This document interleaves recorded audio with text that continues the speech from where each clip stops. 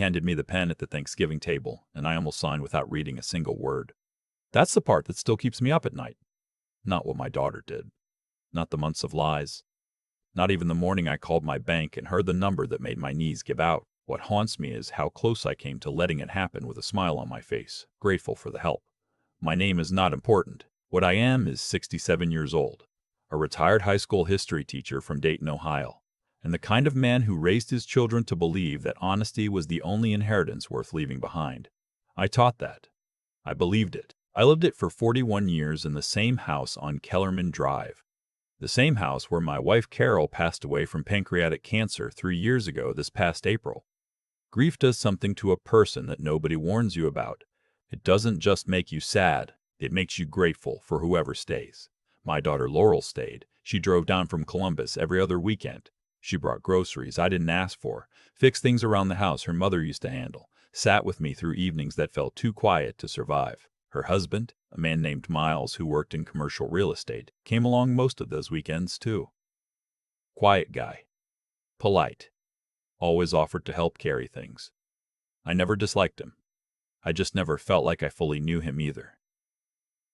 That changed, I thought, in the spring after Carol died. Miles started asking questions about my finances. Not intrusive at first. More like a son-in-law being responsible.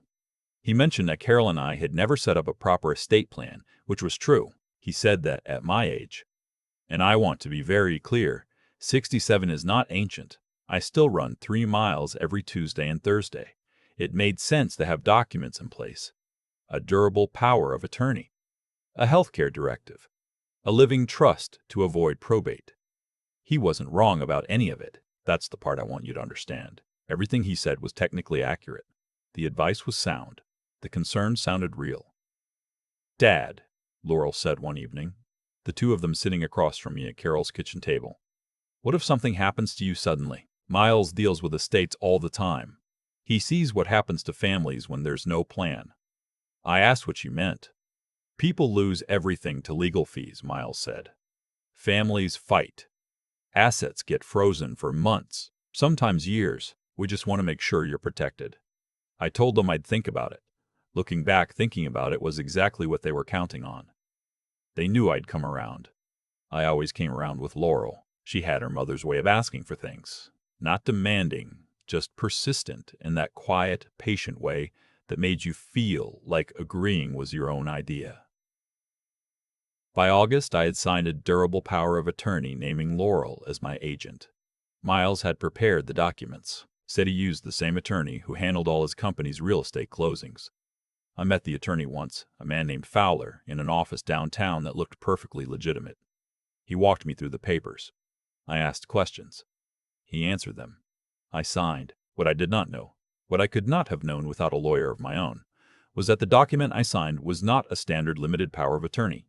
It was broad, sweeping. It gave Laurel the authority to act on my behalf in virtually any financial matter without requiring my consent or even my knowledge.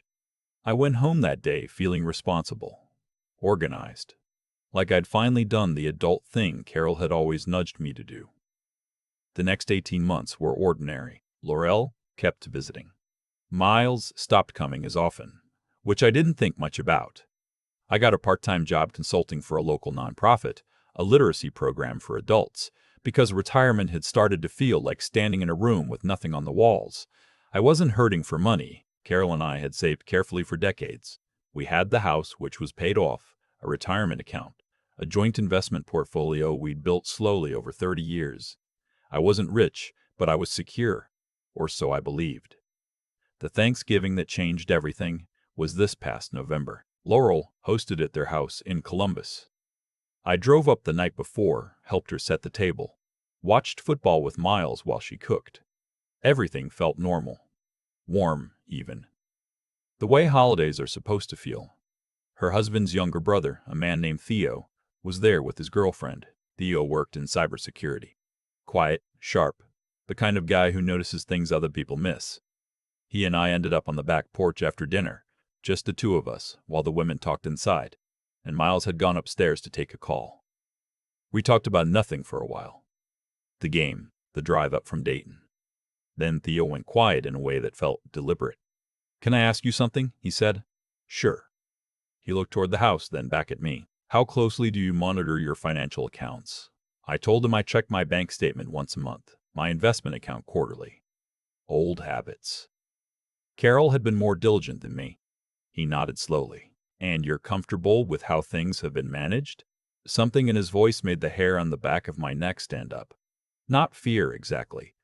More like the feeling you get when you're driving and you notice something in your peripheral vision that your brain hasn't processed yet. "What are you asking me, Theo?" He was quiet for a long moment. Then he said, "I'm not sure I should be saying this. Miles is family. But so are you, in a way." He paused. "I overheard a phone call last month. Miles and someone I didn't recognize. They were talking about a transfer. A big one. And your name came up. I didn't say anything." "I don't know what it means," Theo said. "Maybe nothing. Maybe I misunderstood. But if it were my father-in-law, I'd want someone to tell me." He looked at me directly. "Check your accounts tonight. Before you go to bed. All of them." I thanked him and went inside. I helped clear the dessert plates. I laughed at something my granddaughter said. I watched Miles pour himself another glass of wine and thought about how normal he looked. How completely, perfectly normal. At 11 o'clock that night, I sat on the edge of the guest bed in Laurel's house and opened my bank app. The checking account looked right. The savings account looked right. Then I opened the investment portal. I had to look at the number 3 times before my brain would accept it. 14 months earlier, that account had held $412,000. The money Carol and I had saved over 3 decades of careful, deliberate choices. Skipped vacations, driven cars until they died, bought off-brand everything, contributed the maximum every single year, because we believed in building something that would last. The balance on the screen was $61,240. I sat there in the dark for I don't know how long. The house was quiet. I could hear Laurel and Miles talking in their bedroom down the hall. Normal sounds. A normal night. $350,000 was gone. I did not sleep. I lay in that guest bed staring at the ceiling, running through every possibility, every explanation, every scenario where this could be something other than what it looked like. Market crash? No. I would have known. A mistake? The kind of mistake that removes $350,000 doesn't happen.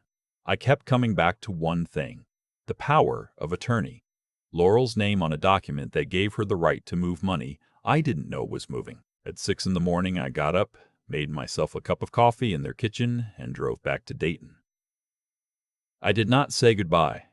I went straight to my own bank when it opened and sat across from a branch manager named Mrs. Okafor, who had known me for 11 years. I told her what I'd found. She pulled up my accounts, and we spent 2 hours going through 18 months of transaction history. What we found was methodical. Small withdrawals at first, 2,000 here, 5,000 there, easy to miss on a quarterly review. Then larger ones. Then, 6 months ago, 3 transfers in 8 days totaling $220,000, all authorized under the power of attorney. All technically legal. Mrs. Okafor's expression never changed, but her voice got very careful. "Mr. Whitfield," she said, "and that is my name, the only name I'll give you. I think you need to speak to an attorney today, and I'd like you to speak to our fraud department as well." I called my own attorney that afternoon, a man I'd used for small things over the years. A property dispute once, Carol's will. He listened to everything I said, and then he was quiet for a moment before he said, "The first thing we need to do is revoke that power of attorney immediately. Today, we did." Then he connected me with a colleague who handled financial elder abuse cases. Her name was Ms. Torrance, and she was the kind of woman who made you feel, just by the way she spoke, that she had seen worse than this, and she was not afraid of it. She told me the transfers were traceable. She told me the broad language in the document I'd signed was unusual and potentially the product of intentional fraud. She told me that the attorney who had prepared it, Fowler, was someone she recognized. "He's been involved in similar situations before," she said carefully. "We're going to want to refer this to the county prosecutor's office." I asked her what that meant for Laurel. She looked at me in a way that told me she understood exactly what that question cost me to ask. "It means there will be an investigation," she said. "What happens after that depends on what the investigation finds." I drove home that night in the kind of silence you can't fill with the radio. I kept thinking about Laurel as a little girl. The way she used to fall asleep in the car on long drives and I'd carry her inside without waking her. The way she cried at Carol's funeral. Real tears. The kind you can't perform. I kept asking myself whether any of that had been real, or whether I'd been a fool from the very beginning. I think the answer is somewhere in between. I think Laurel had once been the daughter I believed she was, and I think Miles had gotten inside that slowly, the way certain people do, reframing things, shifting priorities, making the wrong thing feel like practicality. That's what the investigators told me later, actually. They described it as a pattern. Miles had done something similar with an elderly uncle years before, in a different state, but the case had been civil rather than criminal and had settled quietly. He knew exactly what he was doing. Laurel, the prosecutor believed, had known about some of it. Not all, but enough. The investigation took 4 months. During those 4 months, I told no one, not my neighbors, not the friends I'd had for decades, not my son, who lives in Portland and who I couldn't bring myself to call because saying it out loud made it too real. I went to work at the literacy nonprofit 3 days a week. I ran my Tuesday and Thursday miles. I called Laurel twice, conversations that required more acting ability than I knew I possessed. I was normal. I was fine. I was dying on the inside in a way that had no visible symptoms. Theo called me once during that period, just to ask how I was. I told him I was okay, that I'd looked into things, that I appreciated what he'd said on that porch. He said he was glad. He didn't push. I think he understood. Miles was arrested on a Monday morning in March. Laurel was not arrested that day, but she was brought in for questioning. 2 weeks later, she was charged as well, as an accessory, not the primary perpetrator, which the prosecutor said reflected her level of involvement. I found out about the arrests from Miss Reichwade, Torrance, who called me before the news hit the local paper. I sat in my kitchen and I want to be honest about this. I felt relief first, and then something that took me a long time to name. It wasn't satisfaction. It wasn't what people mean when they use that word about justice. It was more like the moment when you've been holding your breath for so long, you forgot you were doing it. And then you finally exhale. Miles pleaded guilty to financial exploitation of an elderly adult, fraud, and abuse of power of attorney. He received 11 years. He will serve a minimum of 8 before he's eligible for parole. Fowler, the attorney who prepared the documents, lost his license and is facing his own criminal proceedings, which are still ongoing. Laurel accepted a plea agreement. 18 months, with the possibility of early release. I did not speak at the sentencing. My attorney asked if I wanted to submit a victim impact statement, and I thought about it for 3 days before deciding that everything I had to say was between Laurel and me, and a courtroom wasn't the right place for it. I've not spoken to her since the arrest. I don't know if I will. That's the question I can't answer yet. People want me to have an answer to it. My son, who finally knows everything now. Friends who found out piece by piece. They want to know if I've forgiven her, if I'll forgive her, what forgiveness even looks like when the person who hurt you is someone you made lunches for and drove to soccer practice and slow danced with at her wedding. I don't have that answer. What I have is this. I got back approximately $230,000 through asset recovery after the investigation. It's not everything. It will never be everything, and I don't mean the money. I restructured what remained, worked with a certified financial planner, someone Ms. Torrance recommended, and put careful safeguards in place that I should have had from the beginning. I still live in the house on Kellerman Drive. I still work at the nonprofit 3 days a week because I found that being useful is its own kind of medicine. I still run Tuesday and Thursday mornings, though I've slowed down some, which I blame on the winter and not the year I just survived. My son came out from Portland in January and stayed for 2 weeks. We didn't talk about Laurel much. We didn't need to. We watched old movies and argued about whether Ohio had any good pizza. It does. He's wrong. And he helped me finally clean out the garage, which Carol had been asking me to do for roughly a decade. It helped. More than I expected. There's something I want to say before I finish. Not as a lesson. I'm not here to lecture anyone, but just as the thing I wish I'd known before all of this. A power of attorney is one of the most powerful legal documents you can sign. More powerful than most people realize. The wrong version of it, in the wrong hands, with no independent attorney reviewing it on your behalf, is not estate planning. It's a key. And you should know exactly who you're handing it to, and exactly what door it opens. At 67, I am not confused. I am not forgetful. I am not frail or diminished or any of the things people sometimes assume about a man my age living alone. I made a mistake, yes, but the mistake was trust, not incompetence. There's a difference, and I think it matters. Carol would have caught it sooner. She had better instincts about people than I did.